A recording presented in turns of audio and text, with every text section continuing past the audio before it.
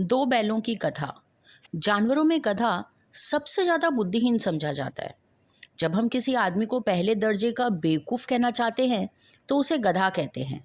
गधा सचमुच बेवकूफ है या उसके सीधेपन, उसकी निरापद सहिष्णुता को उसे यह पदवी दे दी है, इसका निश्चय नहीं किया जा सकता।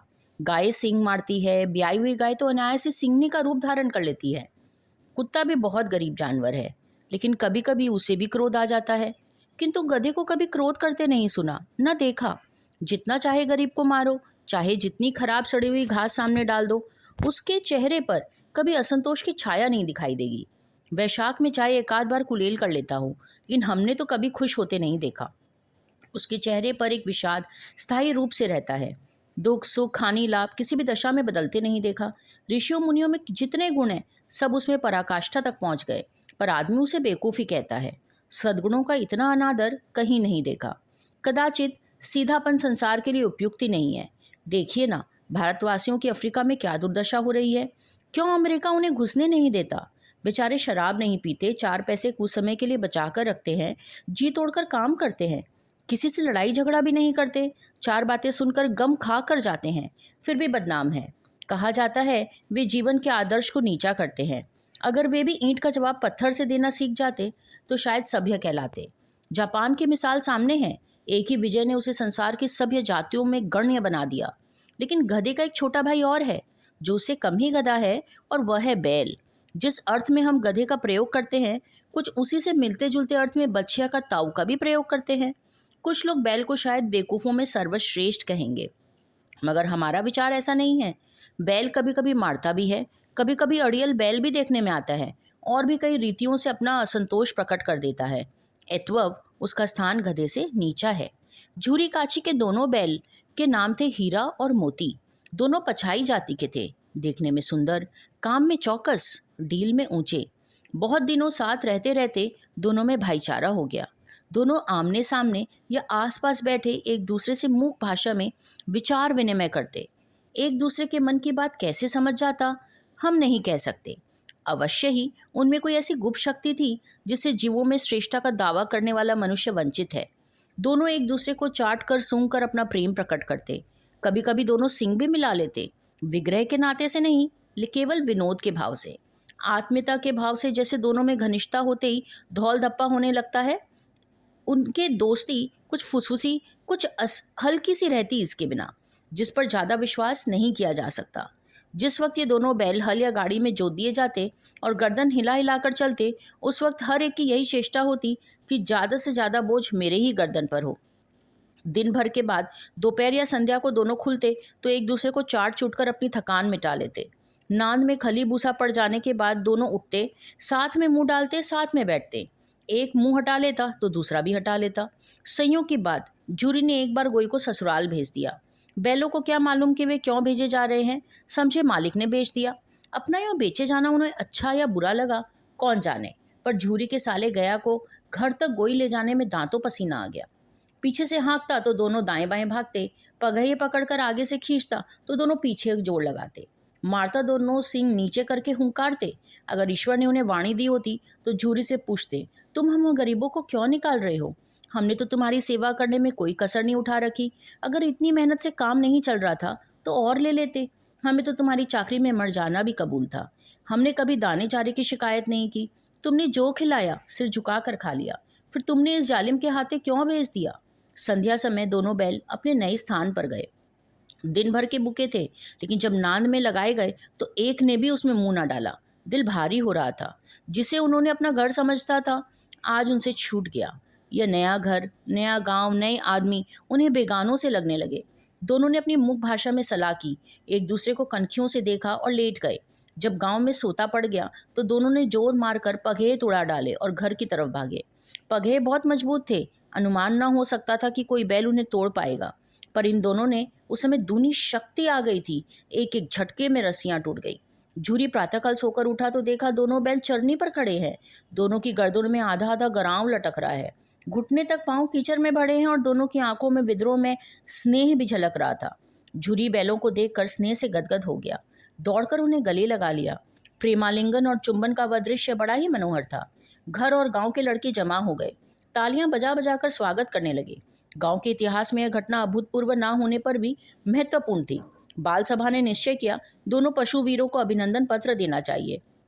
कोई अपने घर से रोटियां लाया, कोई गुड़, कोई चोकर, तो कोई भूसी। एक बालक ने कहा, ऐसे बैल किसी के पास ना होंगे। दूसरे ने समर्थन किया, इतनी दूर से दोनों अकेले चले आए। तीसरा बोला, बैल नहीं है, उस जन्म के आदमी हैं। इसका प्रतिवाद करने का किसी में साहस ना हुआ। झूरी की स्त्री ने बैलों को देखा तो जल उठी, बोली, कैसे नमक हराम बैल हैं, एक दिन वहां काम ना किया भाग खड़े हुए। झूरी अपने बैलों का यह आक्षेप ना सुन सका। नमक हराम क्यों है? चारा दाना ना दिया होगा तो क्या करते? स्त्री ने रौब के साथ कहा, बस तुम ही तो बैलों को खिलाना जानते हो, और तो सभी पानी पिला पिला कर रखते हैं। झूरी ने चिढ़ाया, चारा मिलता तो क्यों भागते? स्त्री चिड़ी, भागे इसीलिए कि वे लोग तुम जैसे बुद्धुओं की तरह बैलों को सहलाते नहीं, खिलाते हैं तो रगड़कर जोतते भी हैं। ये दोनों ठहरे कामचोर, भाग निकले। अब देखूं कहाँ से खली और चोकर मिलता है। सूखे भूसे के सिवा कुछ नहीं दूंगी, खाए चाहे मरे। वही हुआ। मजूर को कड़ी ताकीद दी गई कि बैलों को खली भूसा सूखा दिया जाए। बैलों ने नान में मुंह डाला तो फीका फीका, ना कोई चिकनाहट ना कोई रस, क्या खाएं। आशा भरी आंखों से द्वार की ओर ताकने लगे। झूरी ने मजूर से कहा, थोड़ी सी खली क्यों नहीं डाल देता बे? मालकिन मुझे माड़ी डालेंगी। चुरा कर डाला ना दादा, पीछे से तो तुम उन्हीं के से एक कहोगे। दूसरे दिन झूरी का साला फिर आया और बैलों को ले चला। अब कि उसने दोनों बैलों को गाड़ी में जोता। 2-4 बार मोती ने गाड़ी को सड़क की खाई में गिराना चाहा, पर हीरा ने संभाल लिया। वह ज्यादा सहनशील था। संध्या समय घर पहुंचकर उसने दोनों को मोटी रस्सियों से बांधा और कल की शरारत का मजा चखाया। फिर वही सूखा भूसा डाल दिया। अपने दोनों बैलों को खली चुनी, सब कुछ दी। दोनों बैलों का ऐसा अपमान कभी नहीं हुआ। झूरी इन्हें फूल की छड़ी से भी नहीं छूता था। उसकी टिटकार पर दोनों उड़कर लगने लगते थे। यहाँ मार पड़ी, आहत सम्मान की व्यथा तो थी ही, पर उस पर भी मिला सूखा भूसा। नांद की तरफ आंखें तक ना उठाई। दूसरे दिन गया ने बैलों को हल में जोता, पर इन दोनों ने जैसे पाँव ना उठाने की कसम खा ली। वह मारते मारते थक गया, पर दोनों ने पाँव ना उठाया। एक बार जब उस निर्दयी ने हीरा की नाक पर खूब डंडे जमाए तो मोती का गुस्सा काबू के बाहर हो गया। हल लेकर भागा। हल, रस्सी, जुआ जो सब टूट टाट कर बराबर हो गए। गले में बड़ी बड़ी रस्सियां ना होती तो दोनों पकड़ाई में ना आते। हीरा ने मुख भाषा में कहा, भागना व्यर्थ है। मोती ने उत्तर दिया, तुम्हारी तो इसने जान ही ले ली थी, अब की बड़ी मार पड़ेगी। पढ़ने दो, बैल का जन्म लिया है तो मार से कहाँ तक बचेंगे। गया 2 आदमियों के साथ दौड़ा आ रहा था। दोनों के हाथों में लाठियां हैं। मोती बोला, कहो तो दिखा दो कुछ मजा, मैं भी लाठी लेकर आ रहा है। हीरा ने समझाया, नहीं भाई, खड़े हो जाओ, मुझे मारेगा तो मैं भी 1-2 को गिरा दूंगा। नहीं, हमारी जाति का यह धर्म नहीं है। मोती दिल में ऐंठ कर रह गया। गया आ पहुंचा और दोनों को पकड़ कर ले गया। कुशल हुई कि उसने इस वक्त मारपीट ना की, नहीं तो मोती भी पलट पड़ता। उसके तेवर देखकर गया और उसके सहायक शायद समझ गए कि इस वक्त टाल जाना ही मसलहत है। आज दोनों के सामने फिर वही सूखा भूसा। दोनों चुपचाप खड़े रहे। घर के लोग भोजन करने लगे। उस वक्त छोटी सी लड़की 2 रोटियां लिए निकली और दोनों के मुंह में देकर चली गई। उस एक रोटी ने इनकी भूख तो क्या ही शांत होती, पर दोनों के हृदय को मानो भोजन मिल गया। इसी यहाँ पर किसी सज्जन का भी वास है। लड़की भैरों की थी। उसकी माँ मर चुकी थी। सौतेली माँ उसे मारती रहती थी, इसीलिए उन बैलों को उसे इस एक प्रकार का आत्मीयता सा हो गया था। दोनों दिन भर जोते जाते, डंडे खाते अड़ते, शाम को थान पर बांध दिए जाते और रात की वही बालिका उन्हें 2 रोटियां खिला जाती। प्रेम के इस प्रसाद की यह बरकत थी कि दो गाल सूखा भूसा खाकर भी दोनों दुर्बल ना होते थे, मगर दोनों की आंखों में रोम रोम में विद्रोह भरा हुआ था। एक दिन मोती ने मुख भाषा में कहा, अब तो नहीं सहा जाता हीरा, तो क्या करना चाहते हो? एक आध को सींगे से उठाकर फेंक दूंगा, लेकिन जानते हो वह प्यारी लड़की जो हमें रोटियां खिलाती है उसी की लड़की है जो इस घर का मालिक है। वह तो बेचारी अनाथ हो जाएगी ना, तो मालकिन को ना फेंक दूं, वही तो लड़की को मारती है। लेकिन औरत जात पर सिंग चलाना मना है, यह भूल जाते हो। तुम तो किसी तरह निकलने ही नहीं देते। बताओ, तुड़ाकर भाग चले?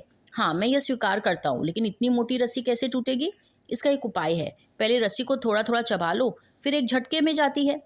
रात को जब बालिका रोटियां खिलाकर चली गई, दोनों रस्सियां चबाने लगे, पर मोटी रस्सी मुंह में ना आती थी।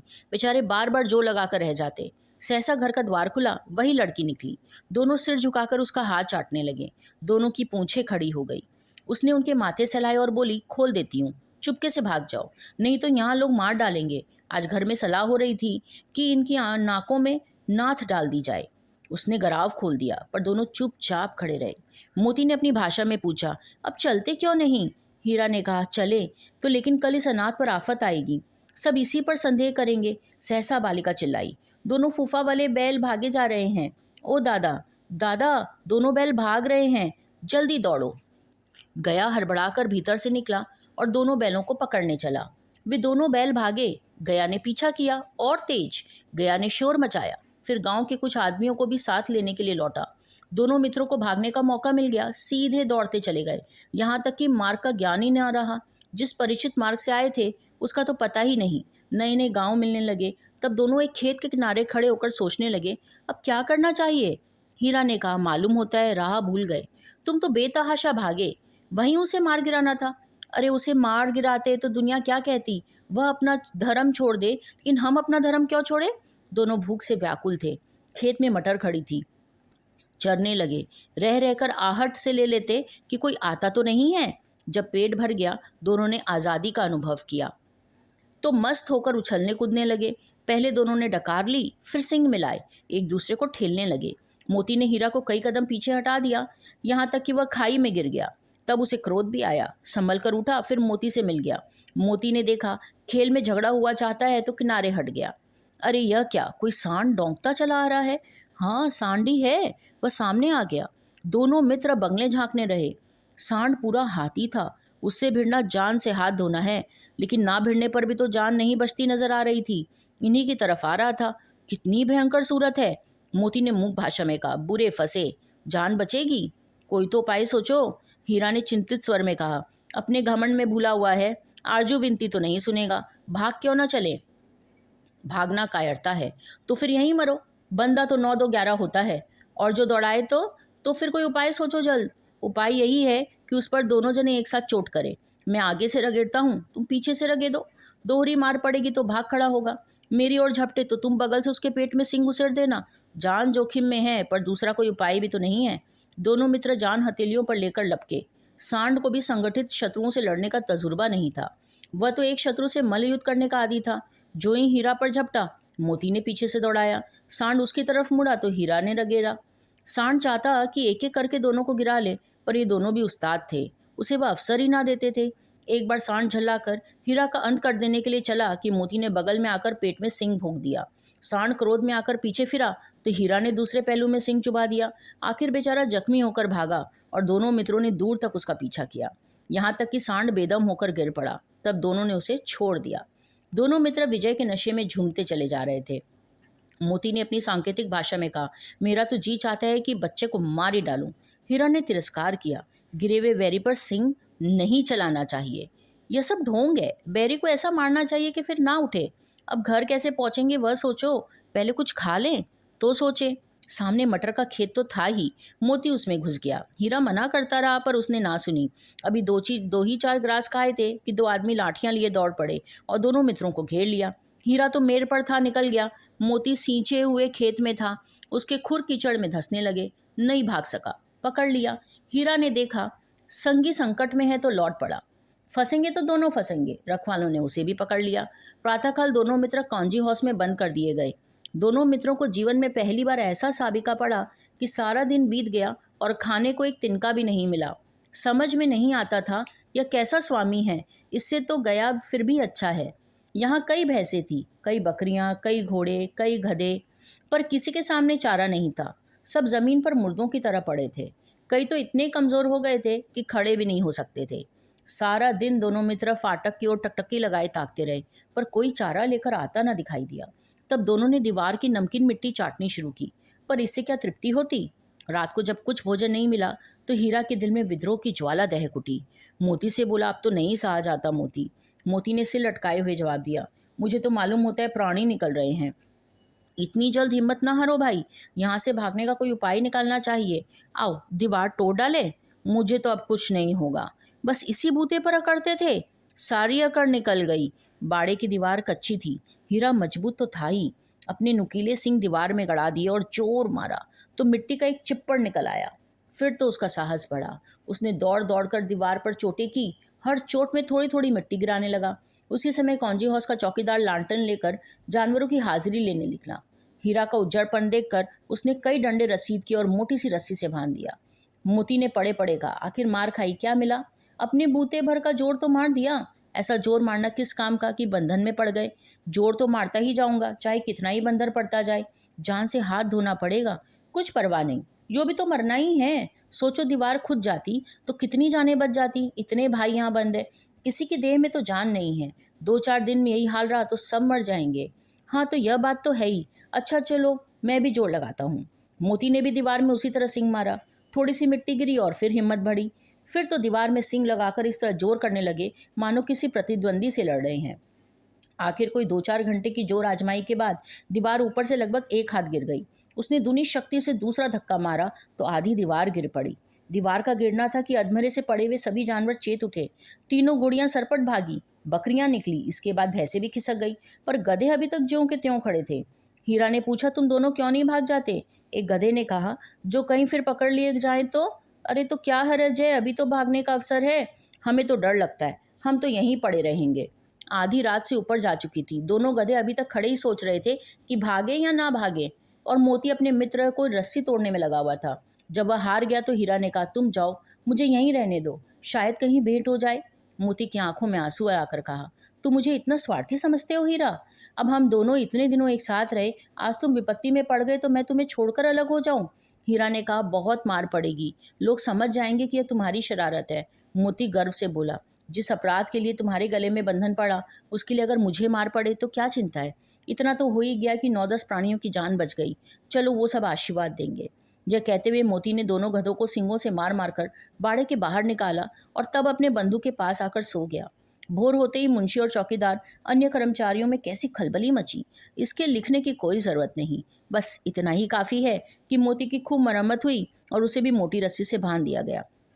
1 सप्ताह तक दोनों मित्र वहीं बंधे रहे। किसी ने चारे का एक तृण भी न डाला।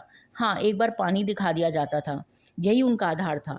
दोनों इतने दुर्बल हो गए कि उठा तक नहीं जाता, ठठरियां निकल आई थी। एक दिन बाड़े के सामने डुग्गी बजने लगी। दोपहर होते होते वहाँ 50-60 आदमी जमा हो गए। तब दोनों मित्र निकाले गए, उनकी देखभाल होने लगी। लोग आकर उनकी सूरत देखते और मन फीका करके चले जाते। ऐसे मृतक बैलों का कौन खरीदार होता?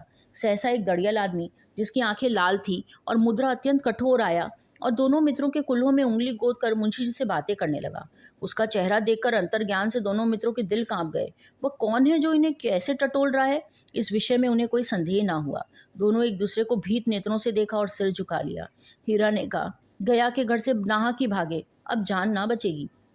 मोती ने अश्रद्धा के भाव से उत्तर दिया, कहते हैं भगवान सबके ऊपर दया करते हैं, उन्हें हमारे ऊपर दया क्यों नहीं आती? भगवान के लिए हमारा जीना मरना दोनों बराबर है।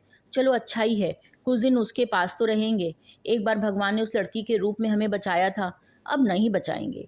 यह आदमी छुरा चलाएगा, देख लेना। तो क्या चिंता है, मांस, खाल, सींग, हड्डी सब किसी न किसी के काम आ जाएंगे। नीलाम हो जाने के बाद दोनों मित्र उस दड़ियल के साथ चले। दोनों की बोटी बोटी कांप रही थी। बेचारे पाँव नहीं उठा सकते थे, पर भय के मारे गिरते पड़ते भागे, क्योंकि जरा भी चाल धीमी होने पर जोर से डंडा जमा देता था। राह में गाय बैलों का एक रेवड़ हरे हरे खेत में चर रहा था। सभी जानवर प्रसन्न थे, चिकने चपल। कोई उछलता था, कोई आनंद में बैठा पागुर करता था। कितना सुखी जीवन था इनका, पर कितने स्वार्थी हैं सब। किसी को चिंता नहीं कि उनके 2 भाई बधिक के हाथ पड़े कैसे दुखी हैं। सहसा दोनों को ऐसा प्रतीत हुआ कि यह परिचित राह है। हाँ, इसी रास्ते से तो गया लेकर गया था। वही खेत, वही बाग, वही गांव। प्रति क्षण उनकी चाल तेज होने लगी। सारी थकान, सारी दुर्बलता गायब हो गई। आह, यह लो, अपना ही हार आ गया। इसी कुएं पर तो हम पूर्व करने चलाने आए थे, यही कुआं है।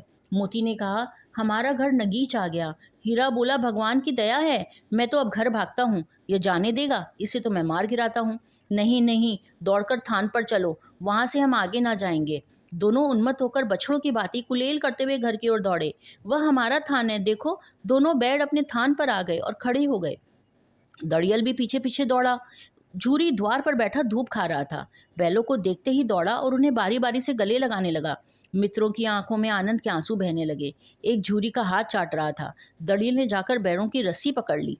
झूरी ने कहा, यह मेरे बैल है। तुम्हारे बैल कैसे? मैं मवेशी खाने से नीलाम ले आया हूँ। मैं तो समझा हूँ कि चुराए लिए जाते हो। चुपके से चले जाओ, मेरे बैल है, मैं बेचूंगा तो बिकेंगे। किसी को मेरे बैल नीलाम करने का क्या अख्तियार है? जाकर थाने में रपट कर दूंगा। मेरे बैल है, इसका सबूत है यह है कि मेरे द्वार पर खड़े हैं। दड़ियल झल्लाकर बैलों को जबरदस्ती पकड़ ले जाने के लिए बढ़ा। उसी वक्त मोती ने सिंग चलाया। दड़ियल पीछे हटा। मोती ने पीछा किया, दड़ियल भागा। मोती पीछे दौड़ा। गांव के बाहर निकल जाने पर वह रुका, पर खड़ा दड़ियल का रास्ता देख रहा था। दड़ियल दूर खड़ा धमकियां देख रहा था, गालियां दे रहा था, पत्थर फेंक रहा था, और मोती विजयी शूर की भांति उसका रास्ता रोके खड़ा था। गांव के लोग ये तमाशा देख रहे थे और हंस रहे थे। जब दड़ियल हार कर चला गया तो मोती अकड़ता हुआ लौटा। हीरा ने कहा, मैं डर रहा था कि कहीं तुम गुस्से में आकर उसे मार ना बैठो। अगर वो मुझे पकड़ता तो मैं बेमौके ना छोड़ता। अब ना आएगा वह। आएगा तो दूर से ही खबर लूंगा, देखूं कैसे ले जाता है। जो गोली मरवा दे तो मर जाऊंगा, पर उसके काम तो आऊंगा। हमारी जान की कोई जान ही नहीं समझता, इसीलिए ना कि हम इतने सीधे हैं। जरा देर में नांदों में खली, भूसा, चोकर और दाना भर दिया गया और दोनों मित्र खाने लगे। झूरा खड़ा दोनों को सहला रहा था और 20 लड़के तमाशा देख रहे थे। सारे गांव में उछाह सा मालूम होता था। उसी समय मालकिन ने आकर दोनों के माथे चूम लिए।